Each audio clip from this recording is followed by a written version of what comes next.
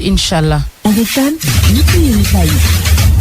Universel Pousse, comptoir commercial de plomberie du Sénégal CCPS ak seen savon de Marseille créole ñoo leen di may li ci yéenekaay yeeg Mamadou Mouhamed Ndiaye. jërë ngeen jëf li as góor di dunde yàlla bu ko saay-saay xam gi golof di wax loolee moo am ci médiateur de la république Alioune Badara Cissé moo nekk ci xët mu njëkk l'Observateur ubbil yéenekaay bi ABC ma nga fay wax A ba Z jafe-jafe yi ñuy dund ca médiateur de la république kër ga amul benn jumtuwaay bu ko mën a may ngir muy def ab liggéeyam ni mu ware moom médiateur de la république it kenn joxu ko woto bu mu mën di liggéey di véhicule de fonction Alioune Badara Cissé di leeral ci l'Observateur ne li mu yore am solo gu mu am solo tax na may ko muy toog fenn naan mi ngi jàmbat baa mi ngi xultu wala di joytu ci waxtaan yi mu séq ak waa l'Observateur ma nga cay leeralit ne moom Alioune Badara Cissé du ko ñuy xoqatal baa di ko menacé ndax xuux dàq ko ñu dàqante ji ba ci Soleil national fekk fa li ñuy dàq mu tëë génn réew mi di coronavirus bi Soleil national xamal nañu ne président national bëgg nañu teg ci réew mi yeneen i matuwaay di ay mesures yu yees ngir mën a kar ka corona yi jàllaañoo ci réewum Sénégal moo waral ba ci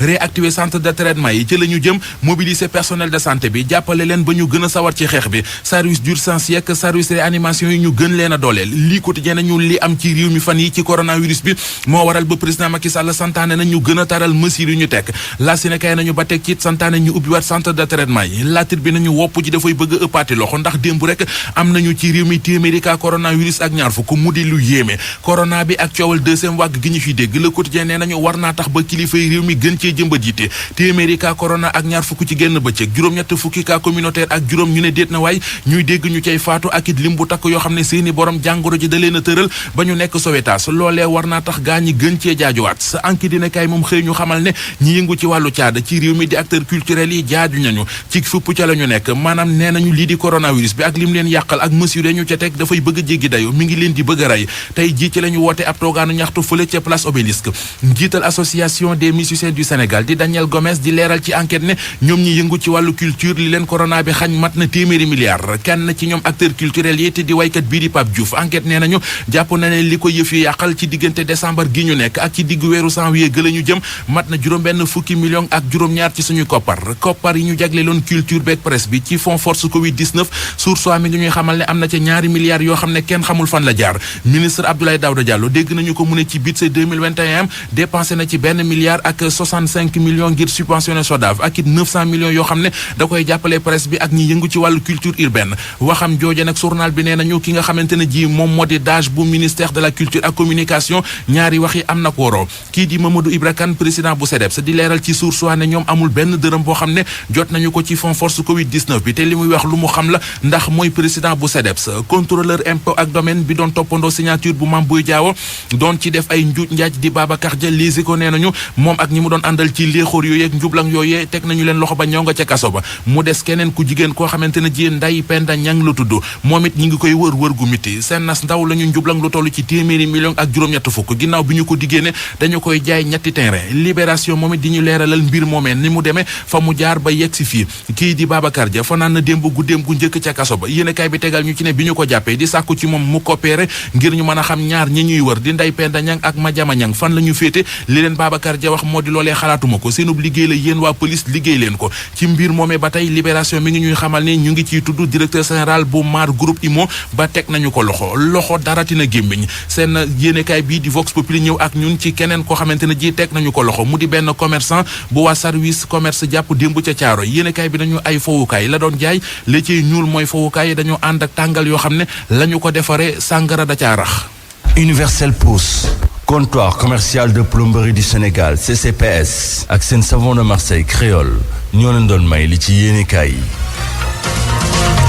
jërëjëf Mamadou Mohamed ñu ngi leen di gërëm yéen it mbokk yi ministre intérieur ak acteurs culturels yi seen ndaje démb mi ak gindiku amu ca ñoom acteurs culturels yi bëggoon ñu baleen bërëbu spectacle yi ubbiku waat ndax ñu mun a am lu ñuy yëngoo ginnaaw bi nga xamante mbas mi gàllankoor na boobaak léegi seen ab liggéey ak métier jëwriñ ji xam leen ni tere yi mëneesu koo yëkki ndax li nga xamante ni mooy jéey yi mbas mi wéy def ci réew mi ba tey terewul yooyu acteurs culturels aj nañu naam ndaje ak toogaanu ñaxtu bi ñu nasoon tey ci ngoon waaye it ñaar fukk ak ñett ci fan ci weeru décembre bi nas nan beneenam ndaje fi léegi ñu ci kon daal di yónnee kilifa yi càkkutéefug def gi di demande ngir kon boobu organisation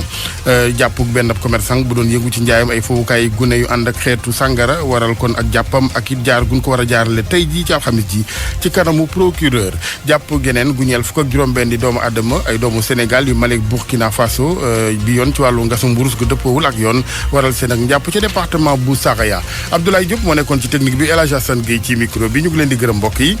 di leen ñaanal kendalu jàmm gërëm bu baax soxna Yacine Pouy bu service digital bu RFM groupe Futur Média ci boppam ci kanam tuuti penco géeg rajo bi ñuy waxtaane waat mbas meeg moytu gi bi yoon ci ànd ak i naatango Adja Ramata Dem bu rajo télévision bu Sénégal RTS di yëngu ci émission mbas mi ci wàllu sensibilisation boobaak léegi moo ko toute son équipe ñanga ca macha allah dinañ ci ànd ak moom ngir wax ak askan wi waaye ànd ak bonne santé RFM Adja Awa Mbaye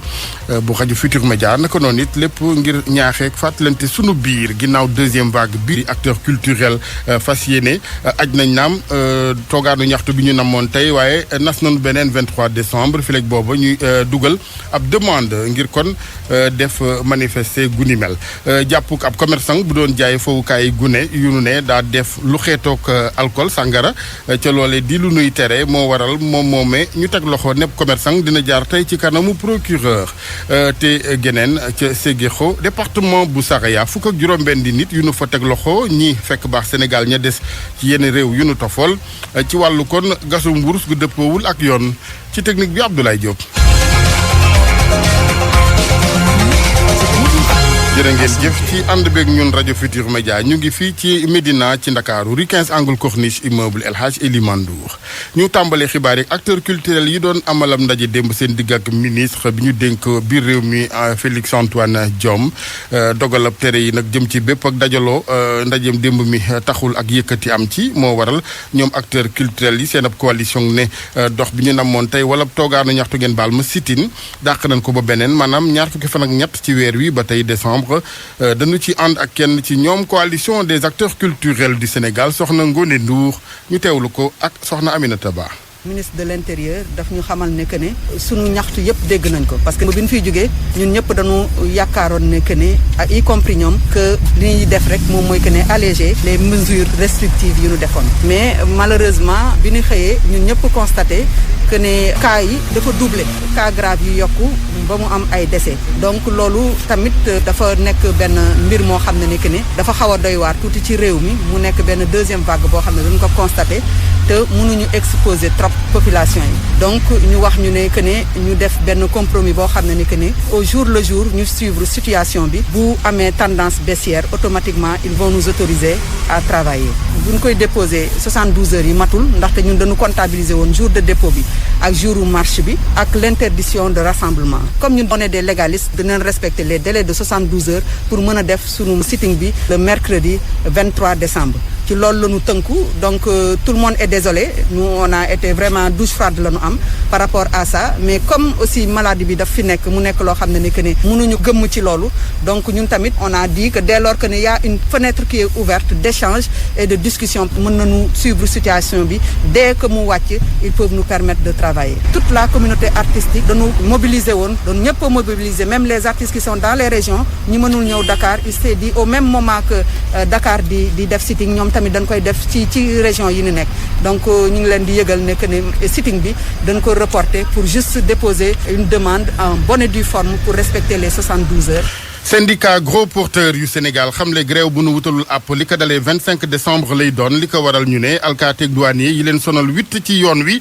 ci seen ab gis-gis syndicat gros porteur nekkoon démb ci conférence de presse.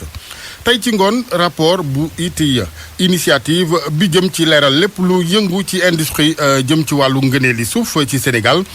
ci atam 2019 xew wi jëm ci boobépp rapport ci njiital secrétaire général de la présidence de la République tey ci ngoon leneen ci xibaar ak RFM jëm ci wàllu ñu nu teg loxo ca Sékhégo département bu Saraya fukk ak juróom-benni doomu aadama yoo xamante ne ñii ay doomu Sénégal la ña des Burkina ak Mali ñu nu fa teg loxo ndax gasum mburus ak wër gi ci anam yu dëppoowul ak yoon fekk nañ ak ñoom ci xibaar doomu Sénégal yooyu Burkina ak yu Mali lu jëm ci ñeenti moto pompe juróom-benni groupe électrogène ñaari pelle carré ak lu toll ci juróom-ñeenti téeméer ak juróom-benn fukk litres essence keneen ku nu teg loxo ab commerçant la bu doon yëngu ci jaayum fowukaay gune ñu ne yoo xamante dafa def liquide di ndox mu xeetoog alcool di lu nu tere moo waral ak teg loxoom ci wàllu kon noonee nga xamante ni doxale na ko kilifa yi ci wàllu jënd ak njaay ne da ko dugal ci réew mi ci anam yoo xamante ni yu lalu ci fraude la moo waral it ñu daal di ko jàllale ci kanamu procureur alxamis tey ji leerali directeur commerce intérieur Oumar Diallo ak Salif Sow. ay fooykaay xale la yoo xam ne ni ay forme pistolet la ak ay fooykaay garçon yoo xam ne ni dañu koy jaay xale yi pour ñu koy fooye waaye fooykaay yooyu ndekete dafa am ndox bu nekk ci biir te ndox bi boo ko xoolee garçon yoo xam ne ni dañu koy jaay xale yi pour ñu koy fooye waaye fooykaay yooyu ndekete dafa am ndox bu nekk ci biir te ndox bi boo ko xoolee dafay xeeñ day mel ni parfum fruit mais dafay xeeñ aussi parfum sàngara ñun bi ñu jotee xibaar bi ñu def investigation yi ba dem tekk produit bi dañu ko déclaré ñu jël ko yóbbu ko laboratoire analyser ko analyse yi génnee ne effectivement ndox boobu noonu nekk ci fooykaayu xale yooyu ndox bi am na alcool boo xam ne ni dafa nekk à 6 degré gannaaw gis nañu loolu nag ki nga xamante ni moom moo ko jaay produit bi moom la ñu ñëw fekk ci fii ci Dakar jël jàpp ko pour jébbal ko yoon ndaxte moom bi muy dugal fii produit bi bu fekkee ni moom moo ko fi dugal amul autorisation pour dugal ko maanaam déclaré wu ko gannaaw déclaré wu ko te ñun yëguñu fenn gisuñu fenn foo xam ne ni moom am na autorisation pour jaay alcool yoon dafa ne ku mel noonu boo ko jàppee da nga koy tëj jàpp ko jébbal ko procureur parce que foofu amatul possibilité pour nga mën a def leneen lu dul loolu moo waral ñu jël ko defal ko procédure bi demander réquisition procureur pour que ñu mën ko jébbal. ñu dem diwaanu Matam ci xaniru Ferlo foofee lu fa yéeme way juri ndongo yoo xam ne dañoo ñëw jëli seeni doom ci l'école bu yóbbu ca kër ya li ko waral mooy xibaar yu wérul yu daw ca dëkk ba ni dañ fa commencé ñàkkee goo xamante ni élèves yi rek la ñu diir ca dara amu ca Matam Ali Bandel ñoo njàng amatul ci école élémentaire dëkk Ranérou Ferlo waajuru ndongo yi ñoo beddeeku seen kër da wutali l'école ba daal di bett jàngalekat yi yore woon CREI ku nekk jàpp sa loxo doom ñibbi ak moom mu di ab njàqare gu rëy lool ci jàngalekat yi nga xamante ni mbir mi mbetteel gu rëy la tombe ci seen kaw nde xamuñu la ko waral ba ñu gestoo mbir mi nag waajuru ndongo yi nee nañu dañoo yëg ni am na ay ñàkk yi ñu indi ngir ñàkk seen doom ya ca école ba te ñoom ànduñu si ci loolee kon tax na ba ñu daal di jokkoog Demba Fall moom mooy njiitalu association parents d'élèves bu dëkkub Ranérou Ferlo. damaa xëyoon dem hôpital ñu téléphoné ma ñu ne ma am na ñu ñëw école di ñàkk ay xale ma dem di daje ay xale di parents d'élèves bu dëkkub Ranérou Ferlo. damaa xëyoon dem hôpital ñu téléphoné ma ñu ne ma am na ñu ñëw école di ñàkk ay xale ma dem di daje ay xale di daw di ñibbi ci dëkk bi man laaj xale yi ñu ne ma dañu dégg ne am na ñu ñëw ci école bi di ñàkk ay xale ñun tam ñu génn daw ma continuer di dem ma daje ak Yero Makono chef du village ñu ne ma yow yaay président yaa ci war a wax ma dem foofu ma fekk fa directeur ma laaj leen ku nekk mu ne moom yëgu ko dañu gis ne rek élèves yi di génn di daw ma laaj leen man ne leen est-ce que yéen gis ngeen fi oto dugg ci école bi nañu dem ci inspecteur ñu daje foofu ñu waxtaan su dul loolu élèves yi suba duñu xëy pour jàng luñ rek ci ñàkk yi ci man ci suma xam nga ne télé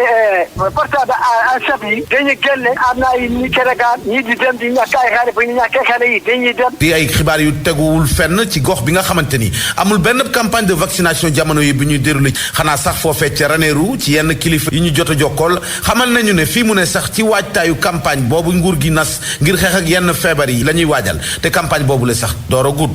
mu nekkoon sa naataango Ali Bandel ñaa fii ci Daaru Matam pour RFM. jërëjëf Ali Bandel ñu waxtaanee campagne njaayam gerte mi ca diwaanu Saloum foofee téeméeri camion yu daw wutali ca këru diw gii di Copéol loolee ginnaaw bi nga xamante ni am na bloqué gunu bloqué gerte gi daa jéggi yóbbu bitim réew chinois yi kon jënd tunu Copéol googee nag ci gis-gisu ñenn ci jaaykati gerte ni ñoo gën nañuy jëndee waa Sonacos waaye it ñii di dawalkati camion yi ñoom ñu ngi mer ba fut ndax ab yàggaay ci xaar bi laata ñuy yebbi gerte gi Ibrahima Diamé. depuis bi Sinwaay banque seeni loxo ne dootul jënd gerte ndax blocage bi ñu def ci exportation yi kon ci la camion yi daal di tourné kon wutal si usine bi la ñuy duppee Copéol ay téeméeri camion lañu fekk ci buntu bi ñenn ñi def nañ fi ay fan loolu nag neexul dara ñi di dawalkat yi nga xamante ni nee nañ tàmbali nañ di xaddi ci xaar bi. waxu nañ àll bi yëpp ba gerte gi ñëw waaye ni ñu war a liggéeyuñu liggéey bi dafa yeex trop daanaka man dimanche laa ñëw te leer na ma dinaa fi am lopp semaine dimanche laa ñëw ci guddi mais leer na ni semaine dinaa ko fi am camion yi dañ fee dajaloo si parce que daanaka usine bi rek moo fi jël moo fi wàcce. ci buntu usine bi ngay toll di seen benn montagne gerte ouvrier ya nekk ci kaw booba jamono ñoom conducteurs yi ñu ngi dajaloo ci buntu bi di xaar ñenn yi fii ñu fanaan nee nañ dépense yi ñu ngi leen bëgg a rey. xam nga tey fi ñu toll nii boo fi nekkee ak sa apprenti bët bu set nga war a rationné daanaka boo wecce ko 5000 francs mu jeex xam nga loolu itam arrangé wuñu ñun camion yi bu ñu sañoon tey fi ñu toll nii liggéey bi gaaw wala yeneen usines yu ubbi. kon ñaata fan ngeen fi nar a def. par exemple da nga fi am une semaine wala lu ko ëpp man tey xam nga fi ñu toll nii man leen di laa fi ñëw tey yaakaaroo ma ne weekend bi moom danaa ci décharge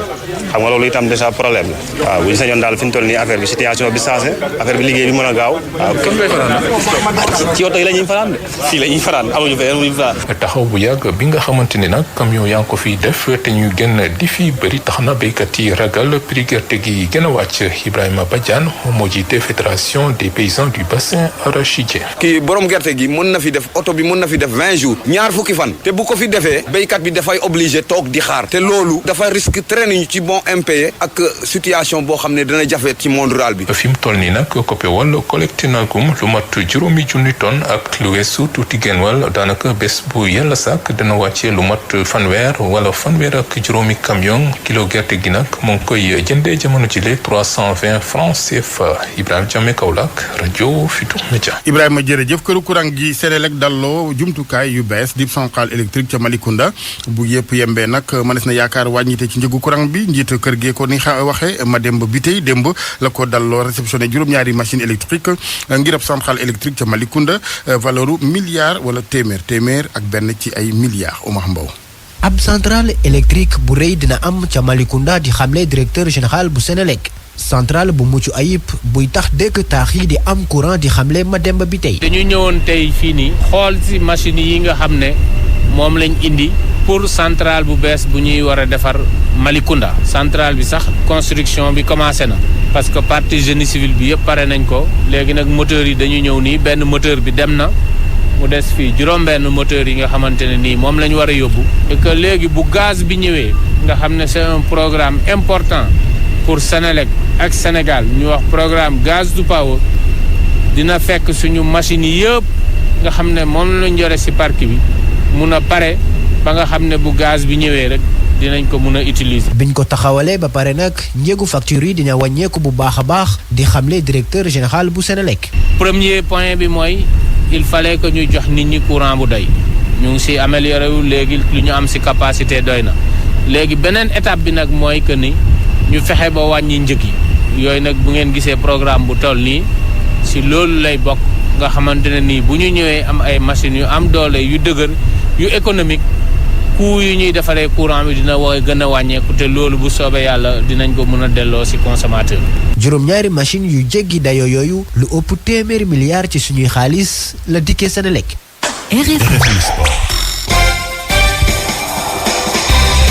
tàggat yaram Cheikh Tidiane Diagne ñu ngi lay nuyu seen Cheikh. maa ngi dellu di la fay Alaaji Assane Gueye ñu dal di ko door rek wàllu football ak championnat yi ci biti réew championnat bu Angleterre ni ki démb nag jàppale ni Liverpool moom daal dina foqati place bu njëkk bi ci Tottenham mi nga xamante ni sax moom la doon dajal ni ki démb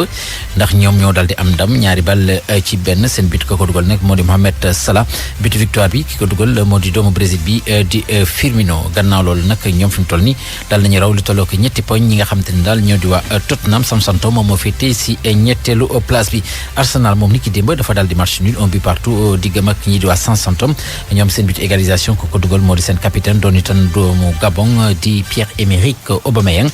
jàppale nag Arsenal dafa daal di arrêté li nga xamante ne daal moo di hémorragie bi ndax dañoo tegle ñetti défaite ci première ligue yi yeneen i jongante Everton moom dafa fekki Leicester ci dëkkam daal di ko daal ñaari bal ci dara Leeds United daal di mujj am ndam yuria juróomi bal ci ñaar diggam ak ñi nga xamante ne ñoo di waa Newcastle Crystal Palace ak West Ham United dañoo daal di match nul Crystal Palace foofu la Cheikh Kouyaté nekk daal dina joué ba match bi jeex Brighton ak Fulham ñoom itam dañoo daal di match nul 0 but partout championnat bu Espagne FC Barcelone démb daal dina am ndam ci diggam ak ñii di waa Real Sociedad ñaari bal ci benn mu mel ni ki ndam googu li nga xamante ni ñoom am nañ ko dafa daal di arrangé ñaari wu jëm yi di Atlético Madrid ak Real de Madrid ndax ñoom ñaar dañoo daal di féetee jamono gi ci place bu njëkk bi maanaam ñoo di leader ñoom waa Atlético Madrid toll ki poñ ak Real Sociedad ak itam ñii di waa Real Madrid li di goal average nag moo daal di dox seen diggante fàttali nag Real Madrid moom daal dina am benn match retard. ñu daal di dem ca France 15e journée seen championnat ni ki démb Habib Diallo jot naa dugal pour équipe bi di Strasbourg mujj am ndam ci diggante ak ñi di waa Angers ñaari ball ci dara Sada Thioub moom jot naa dugg ci gile jongante ànd ak équipe bam boobule di Angers Boulaye Dia moom itam jot naa dugal but pour équipe bam bi di Reims plutôt Reims nag mujj am ndam ci digganteem ak ñi di waa Nantes ñetti ball ci ñaar Nice moom dafa fekk Nîmes ca dëkkam daal di ko daan ñaari ball ci dara Sidi Sarr moom jot naa jouer ba match bi yëpp daal di jeex noonu itam ak Moussa Konaté bi nga xamante ni jot naa dugg laata match bi di jeex Paris Saint-Germain daal di am ndam diggam ak Lorient ñaari ball ci dara kii di Kylian Mbappé ak Moïse Kean ñoo jot a dugal seen but Idrissa Gana Gueye itam jot naa football googu la jongante geneen doomu Sénégal gu ràññeeku di Pape Gueye moom mi nga xamante ne ca Marseille la ne ñoom nag dañoo mujj ñàkk sax seen diggante ak Rennes bu Mbaye Niang bi nga xamante ne jot naa football ba match bi jeex Pape Gueye moom jot naa dugal tamit butu Marseille laata ñu koy jox ab carton rouge Alfred Gomis moom ba tey mu nga jéewul ndax gaañu bi nga xam te ne moo ko tëral ci équipe bam googu li nga xam ne fa la nekk di Rennes AS Monaco moom Lens da ko fekk ci dëkkam daal di ko daan ñetti bal ci dara Girondins bu Bordeaux daal di ñàkk ci dëkkam diggam ak ñi di waa Saint-Étienne ñaari bal ci benn ki di Youssouf Sabaly jot naa jeu ba match bi jeex ànd ak équipe bam boobule di Girondins bu Bordeaux Metz moom dafa fekki Montpellier ci dëkkam daal di ko daan ñaari bal ci dara Mamadou Loum moom nag jot naa jeu ci équipe bam boobule nga xamante ni moo di Metz Panguette itam jot naa football ni ki ndam ki di Pape Yade jot a dugg ci seconde période ànd ak ki di Panguette Lille moom jamono gi moom moo féetee ci place bu njëkk bi ndax dafa daal di am ndam démb ci déplacement bu doon am ca Dijon ñaari ball ci dara Moussa Konaté ak Pape Cheikh Diop ñoom ñaar ñëpp jot nañoo football ci équipe boobu li nga xamante ni moo di Dijon Olympique Lyonnais moom ci dëkkam dafa daal di match nul 2 buts partout digganteem ak ñii di waa Brest na ma leen ko waxee nag ñi nga xamante ni ñoo di waa Lille ñoom ñoo féetee ci place bu njëkk bi daal di am fanweeri poñ ak ñaar Paris Saint-Germain féetee si ñaari place daal di am fanweeri poñ ak benn Lyon moo féetee si ñetteel place bi nag Olympique bu Marseille moom moo fa daal di féetee championnat bu Italie Juventus de Turin moom démb dañ ko daal di tenir en échec ci dëkkam diggam ak ñii di waa Atalanta bu Bergame 1 but partout Milan AC moom itam daal def match nul 2 buts partout ci digganteem ak ñii di waa Genoa ba tey ñoom ñooy wéy di nekk ci bopp raw gàddu gi ñii di waa Milan AC Inter de Milan moom daal di profito ci faux pas boobu nga xam te ne daanaka Milan AC daal na ko def mujj am ndam ci diggam ak Napoli bu Kalidou Koulibaly benn bal ci dara kii di Lukaku moom mooy jot dugal sax bitu ñii di waa Inter ab penalty la Kalidou Koulibaly moom itam jot naa football ba match bi jeex ànd ak équipe bam boobule di Napoli ca Allemagne ñi ngi seen 12e journée bi seen championnat Bayern Munich moom dafa daal di am ndam ci diggante ak ñi di waa Wolfsburg ñaari bal ci benn kii di Lewandowski jot naa dugal ñaari but ñu daal di dellu si suñu réew waxtaane ba tey wàllu football ak ASAC bu Ndiambour di yëngu si championnat bu Sénégal ñoom nag ñi ngi doon amal maanaam daal benn préparation ca Gambie di seen première phase de préparation gis nañu nag am nañu ay jafe-jafe ci lu jëm ci deuxième partie bi li nga xamante ni moo di seen préparation ndax ñàkk am jumtukaay bi war maanaam terrain bi nga xamante daal dafa la ñuy tàggatoo daanaka daal baaxul kii di Abraham Paul Puy sax moom jot naa teewee seen séance d'entraînement bi nga xamante ni ñu ko doon amal foofu la ca Louga ñu déglu ko.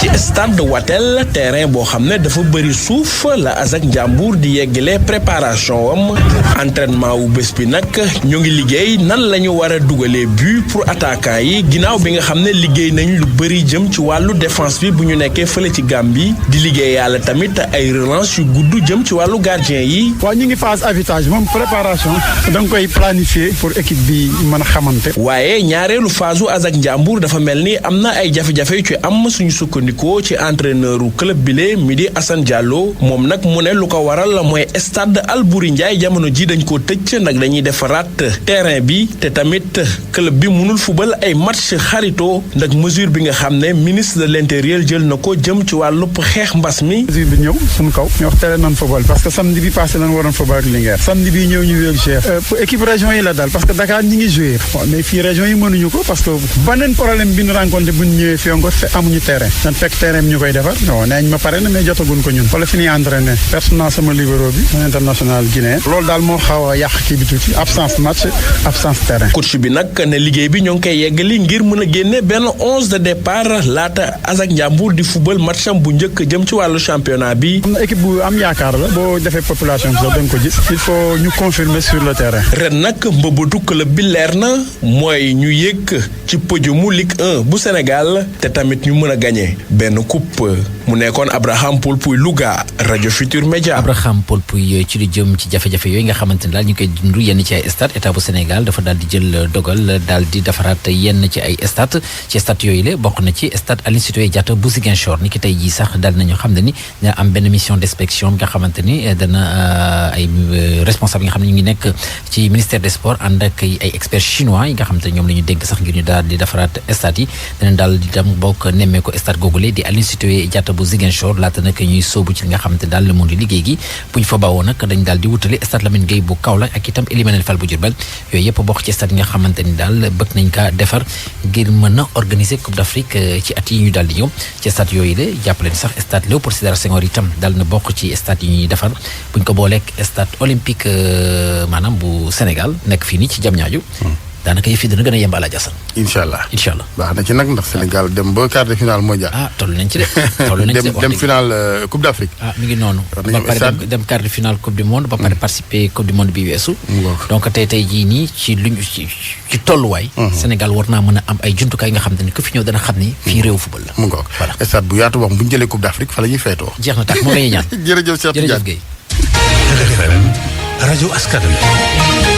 Cheikh Tidiane Diagne ñu koy jaajëfal ànd ak Anna Rocha ci chronique culture bi. maa ngi leen di nuyu mbokk yi ñu tàmbalee ko ak xibaar bu tiis bi génnuk àdduna kii di Nourdine Sayel nekkoon directeur général centre cinématographique bu Maroc nekkoon itam njiital fondation festival du cinéma africain bu Khouribga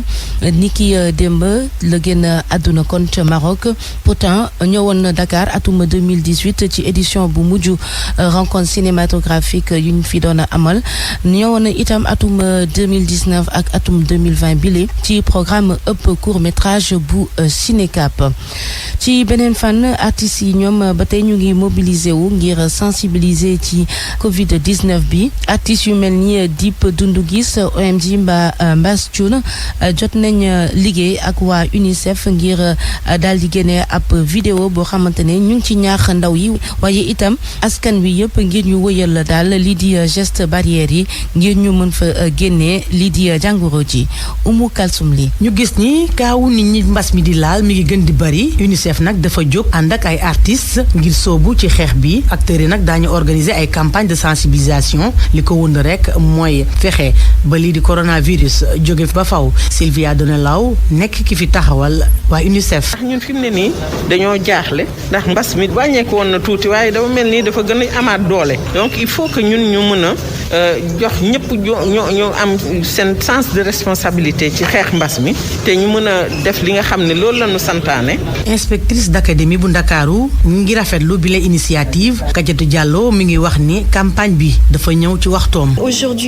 tëjale nag ak mbas mi gis nañu ni nit ñi bëri ñi ngi faatu fii ci Sénégal waaye tamit sax ci àdduna bi yëpp itamit ñu gis ni mbas mi ci wàllum koom am na lu bëri lu mu yàq waaye nag may fësal sama contentement bi ñu lëkkaloog artistes yi ngir daal di gën a mën a xeex lii di jàngoroy Covid 19 di ko jaarale nag ci ay message yu am solo ci wax naka la ñuy fagandikoo ci jàngoro ji ak tamit naka la ñuy mën a toppee bu baax lii di geste barrière yi ngir daal di gàntal Covid 19.